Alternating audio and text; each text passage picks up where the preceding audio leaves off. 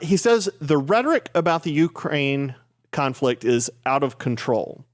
President Joe Biden threatens that Russia would, quote, pay a heavy price, end quote, for any incursion into Ukraine. Secretary of State Anthony Blinken warns of, quote, massive consequences, end quote, for Russia.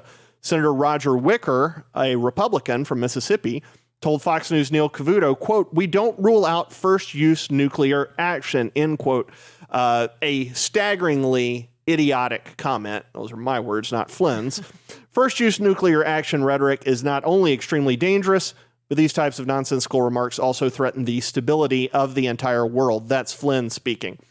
So let's bat that around for a minute. Caleb, is the Ukraine rhetoric coming from the White House out of control? This severe consequences, massive action, is it out of control at this point? Yes, but I wish it was just the White House.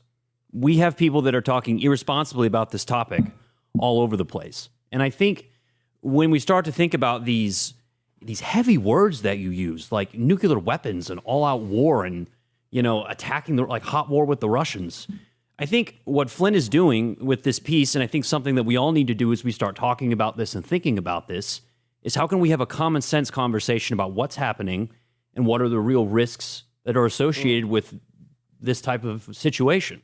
So the White House is trying to clear up its PR nightmare after Biden gave him the green light in the presser on Thursday, which was a total disaster. But it seems like they've overcorrected to now be Russian hawks. So they go from being like, well, we're just going to let Putin do what he wants, you know, minor incursion, and we'll, you know, sliding scales for punishments.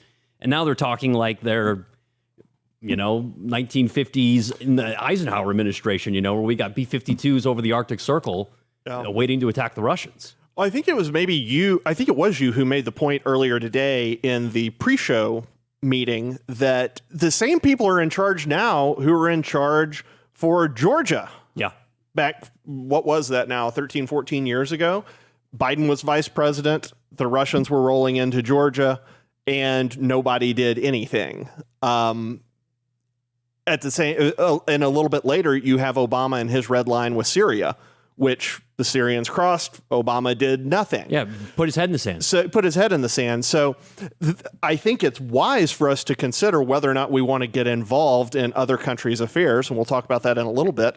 But it's one thing to make a threat when you have credibility, but I don't think Biden has any credibility. And so is that what leads to these huge overcorrections?